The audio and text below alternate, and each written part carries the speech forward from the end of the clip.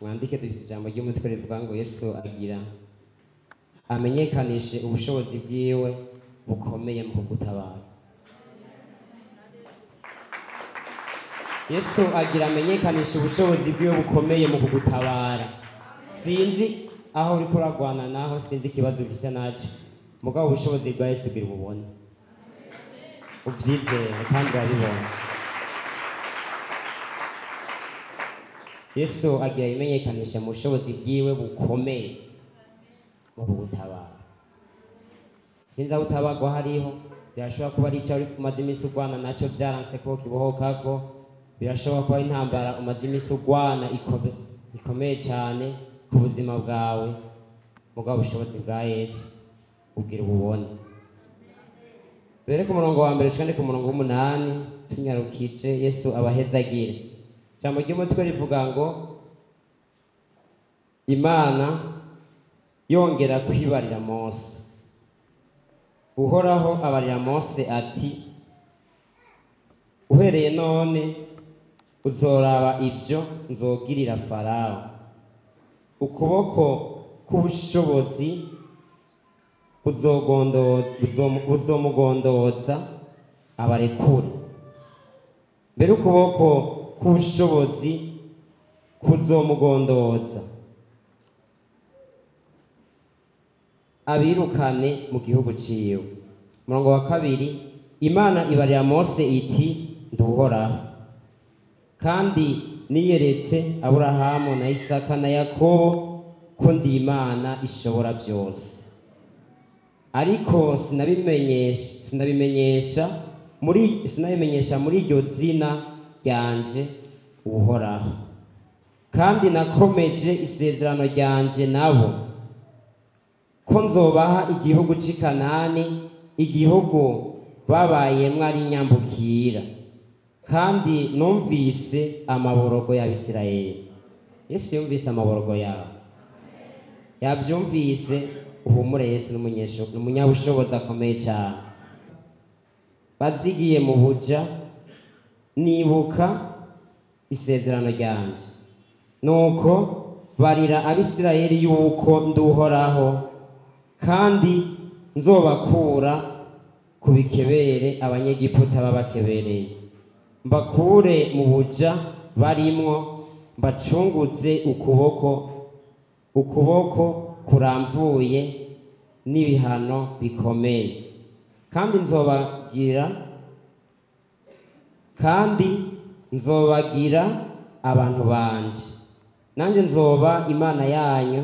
Niho muzomenya ko nduhoraho Imana yanyu ibakuye ku bikebere abanyegiputa babakebereye, kandi nzobajana mu gihugu narahiye manitse ukuboko ko nemeye kuzogiha Aburahamu na Isaka na Yakobo, nzokibaha kibe ishamvu yanyu. Nduhoraho Imana ishime cyane.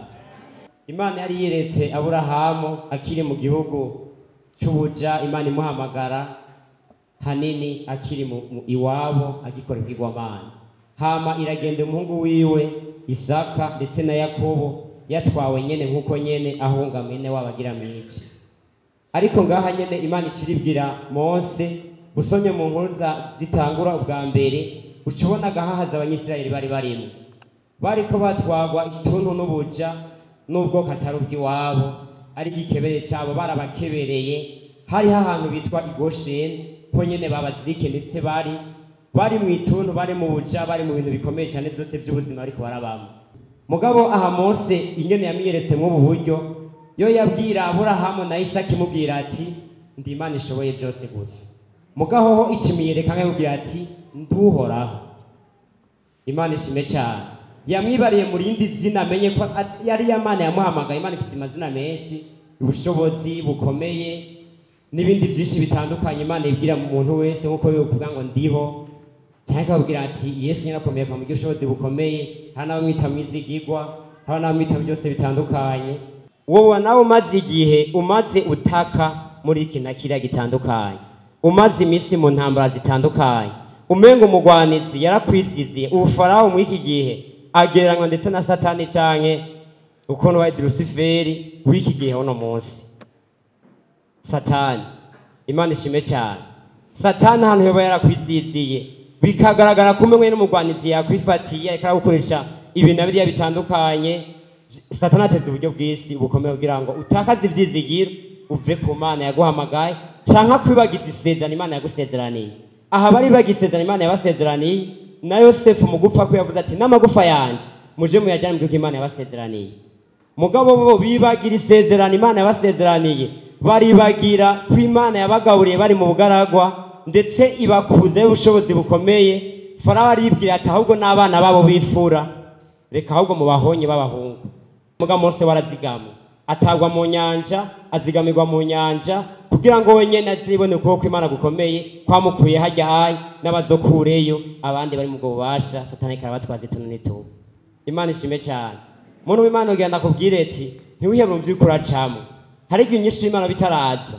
Mugabo hari igihe ubushobozi bw'Imana bwoza nawe bikazoba ngombwa yuko uzoshinga nta bandi ati nanje Imana yanje bukanije hano nawe urahava mu izina rya Yesu. Dusubire dusome mu ijambo ry'Imana mu Kuvayo igice cya 14 duhere ku murongo wa 21. Ijambo ry'umutwe bivuga ngo ko bajabutse ikiyaga gitukura. Hari aho nawe ushaka kujabuka umengo nta nzira wabona, umengo nta nyishu wabona y'umuntu canke ibintu canke abantu. Mugana agenda kubwira inzira y'Imana irahari. Havuga ngo nuko Mose aramvura ukuboko hejuru y'ikiyaga, Uhoraho ahuhutisha umuyaga mwinshi uvuye iburasirazuba ukesha ijoro ryose usubiza ikiyaga inyuma. Amazi ayagabanganyamwo kubiri ahindura ikiyaga ahumutse. Imana ishimwe. Abanyisirayeli bariko barajabuka ego bya bindi bavyumvise bavuye muri Egiputa Imana yabarekuye. Mugabo ngaho inyuma naho tutasomye amajambo yaho haruguru zo yasome herekana ubunyene Farawo yahavuye aragagwa yabarekuye akurikira Abayisirayeli. Inyuma yiwe n'imikogote myinshi n'ubushobozi bukomeye bwishi bwiwe n'ibigwanisha bikomeye arabakurikira. Icyaciye kiba ahanyene Mose aciye abwira Abanyisirayeli babegereje Abanyisirayeli baci baranduka imitima. Baciye banduka imitima ubwabo babonye Farawo imbere ikiyaga. Bata imbere hari ikiyaga gitukura. Inyuma hari Farawo. Ino ntibari kugenda kuko yari imisozi birihuye umusozi w'amazi n'umusozi nyene utandukanye werekana bw'ubugaragwa. Ntibari bafise aho kwirukira, biruke baje imbere ntivyakunda. Biruke baje nyene hani inyuma ntivyakunda ko babirukiye ku mwasi wabo. Mugabo Imana isibwira Mose ati ramvura ukuboko hejuru y'ikiyaga. Imana ishime cyane. Ati ramvura ukuboko hejuru y'ikiyaga, hama ico kiyaga nyene Mose arakubita inkoni mu kiyaga. Ijambo ry'Imana uzohasome mu zenya muri Zaburi yise 106:9 havuga ngo ahari bwina haraduga haba nk'ubugaraga. Imana ishime cyane. Aho nyene mu kiyaga ahari kure gose hari yayi haraduze hamera nk'ubugaragwa Abanyisirayeli barajabuka. Imana ishime cyane. Byoshika mu buzima bwawe nawe ininyuma nta nzira ubufarawo arakwegereje. Ibitero by'abadayimoni, ibitero bitandukanye, urubukene n'ibindi bitandukanye je ntoshobora kumenya mugawe n'umutima wawe uzi. Mugana agenda kubwira inzira y'Imana irahari. Umurongo wa 22 havuga ngo maze Abisirayeli baca hagati mu kiyaga nk'abaca ku musozi. Amazi ababera nk'umurombero iburyo n'ibumoso. Abanyegiputa nabo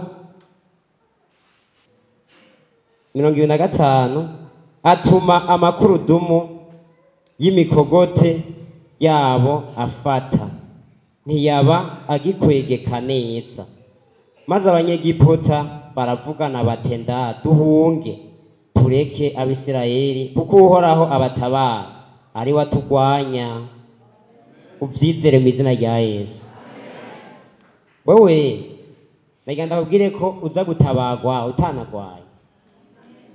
Nta nico uza kuvuga kuko we yihagurukiye akugirire neza.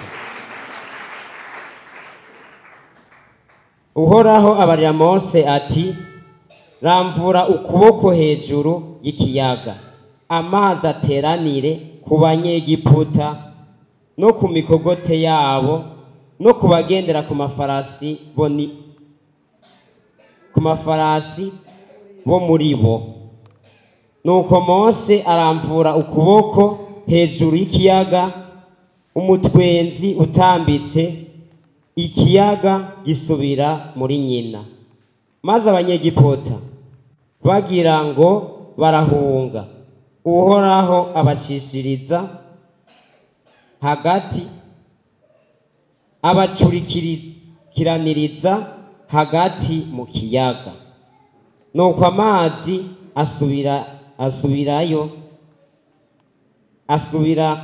asubirayo arengera imikogote n'abagendera ku mafarasi, mbere n'ingabo za Farawo zose zari zigiye mu kiyaga zikurikiye Abisirayeli. Ntiharokoka n'umwe muri bo. Ariko Abisirayeli baciye hagati mu kiyaga nk'abaca ku musozi, amazi ababera nk'umurombero iburyo n'ibumoso. Imana ishime cyane. Abisirayeli bibonera imivyimba y'abanyegiputa irambaraye ku isesero ry'ikiyaga.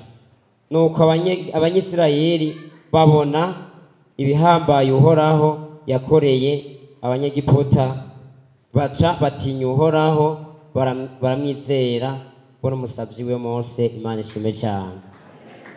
Imana ishime. Iyi nkuru sinirirwa ndayisubiramwo, byose bikomeye, iriramvuye kandi irivuze. Nibuka igihe kimwe ndi mu kigeragezo kitoroshe, boje narabaye umuhigi. Nabaye umuhigi barya abantu bahiga inkwavu, bahiga n'ibikoko kugira babige. Hama igihe kimwe ndabiba, hama ndabiheba, ndabivamo.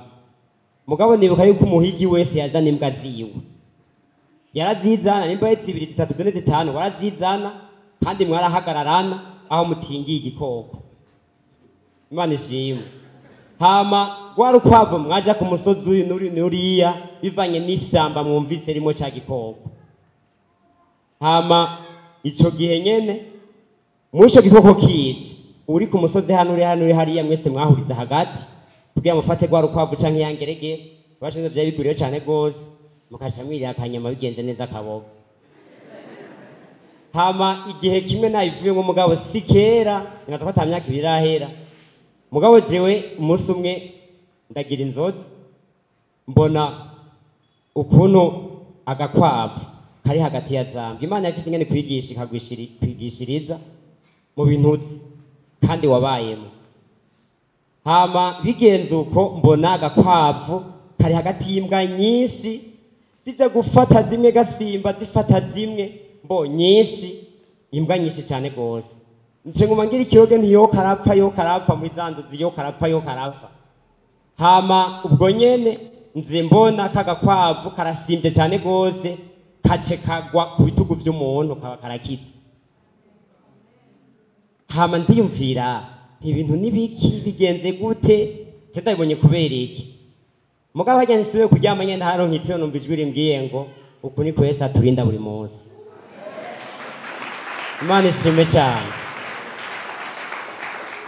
Nagira kubwire akaro kamwe nawe, hani igihe wowe uri ahantu mengo sinyanda gukengenda kugaye urambabarira, uri ahantu mengo wacutse aho gakwavu n'imbwa zigukikuje imbere yose, umengo urafashe, umuga ivyo biracitse biragenze neza, hariho ukurinda kandi buri munsi mu izina rya Yesu.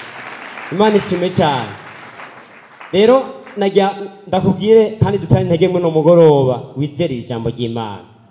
Hari haho utabona inzira, hari haho wabona ikiyaga, hari haho wabona Farawo inyuma yiwe n'imikogote yiwe n'abagendera ku mafarasi n'ibintu bikomeye cyane.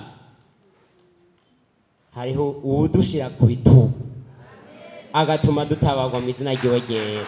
Uwo ni Yesu ndiko ndakubwira, si jewe, si n'undi wese atandukanye, mugabo ni Yesu atumurindwa kandi uzigamwa buri munsi. Imana ishime cyane.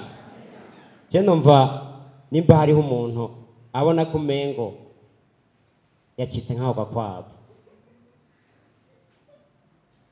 Haguruke dusenge. Umengo ubushobozi bwa Yesu bushoboye, ukuboko kwe si kugufi kunanirwa no gukiza kandi kunanirwa no gutabara. Arashoboye n'umwizigo wakandagira neza. Isengere data mu izina ryawe gira mwami Imana. Mwami uri Imana ihambaye, uri Imana y'ubushobozi bwinshi. Mwami turashobora gusoma ibintu mwami Imana ijambo ryawe ukamengo mwami nivyabaye kuri bariya mwami Imana, ariko mwami Imana ndagushimiye kuno mugoroba mwami Imana ari umwanya wo kurekura mwami Imana umuntu wawe mu izina ryawe gira Yesu Kristo mwami Imana. Mwami wari mwirinde warafise ibibazo bitandukanye, ndasengeye waragwaye mwami Imana muno mugoroba akire mu izina ryawe gira Yesu Kristo mwami Imana. Mwami warafise intambara amaze imisi ariko aracabo mu izina ryawe gira mwami Imana ngo twumvise ijambo ryawe mwami Imana. Mwami rivuga mwami Imana yuko mwami Imana ngo mw'ijoro mwami Imana ngucishije uri mu nkingi y'igicu mwami Imana ngurugurika mwami Imana n'ingabo z'abanyegiputa nguca uzikivuta mwami Imana.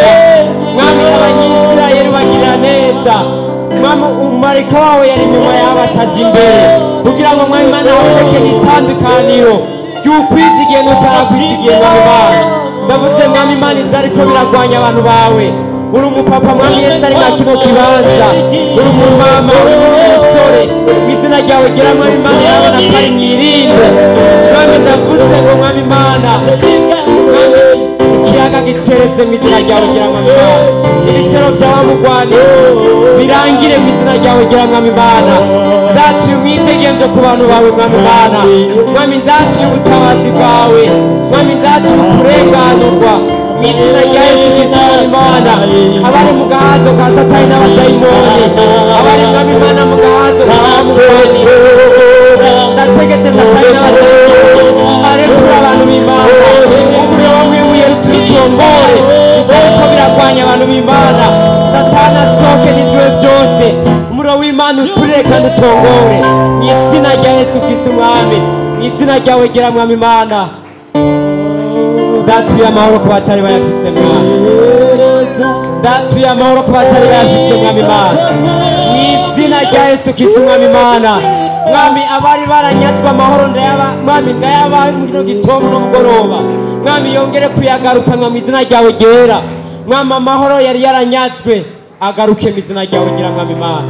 Aze amahoro y'abantu bawe, abatasinzira basinzire mu izina rya Yesu Kristo mwami Imana.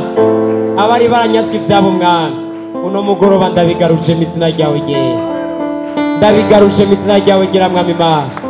Abari baranyazwe imyanya yo gusenga, abari baranyazwe imyanya yo kukwizera, abari baranyazwe imyanya mwami Imana yo kubana nawe, bamenye kuri Imana ibira kabanga abantu bayo, kandi mwami Imana bamenye kuri Imana iriko irakiza kandi iriko irabohora, iriko iratuma ahari ikiyaga mwami inzira kandi irahari kandi warayiciye, kandi mwami Imana irahari kandi wamanuka no gucecekesha imipfunda mu izina rya Yesu Kristo mwami.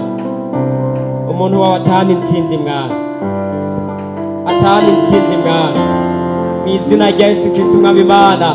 Ivyo umuntu vyawe vyarashizwe kw'iherezo mwami, ndetse n'amajwi n'abantu bariko baravuga ko bitagikunda, uno mugoroba ndavuze ko bikunze mu izina rya Yesu Kristo mwami Imana.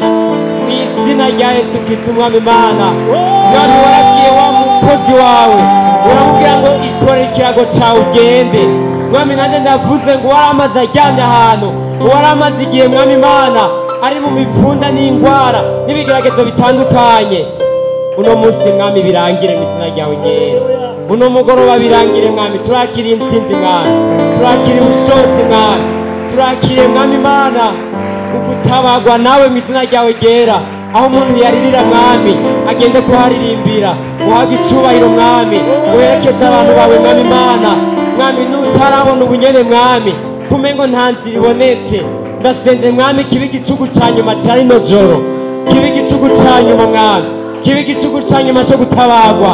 Ejo mwami basinga intahe, ejo mwami bavuge ko vyakunze kuko uri Imana iteramira ijambo ryawe kugira ngo urishitse mwami. Urakoze uhabwe icubahiro mwami, uherekeze mwami abantu bawe aho bagiye kuva hano hantu mwami ubihishurire kandi ubiyereke ijambo rya mwami Imana yavuga ngo jewe na data tuzoza twihishurire mwami ndasenze wihishurire mu bwoko bwawe wihishurire umuntu wese ari hano hantu kandi turakira intsinzi turakira amahoro mwami turagukomeye amashyi y'ishimwe y'intsinzi yuko tujabutse mwami Imana yuko tujabukiye mu masezerano mashasha mwami y'ugukira no gutabagwa icuba n'inganji bikomeze kuba ibyawe mwami mwami ndetse n'abasigaje muhira abagwaye bari mu ntambara zitandukanye ndetse mwami Imana nabo bariko bariyuhweza ubwiza bwawe mwami n'abahora bari iminsi bari mu nzozi zitandukanye bategwa na wa mugwanizi mwami birangire byose mu izina ryawe ryera kuko mwami wowe mwami mutusize ku rutugu utuma uturinda ijoro n'umutaga wahageze kandi urahari turadugije ibendera ryawe mwami mu izina ryawe ryera Yesu Kristo mwami Imana uhabwe icubahiro mwami ni mu izina rya Yesu Kristo mwami Imana tubiseme tubyizeye amen.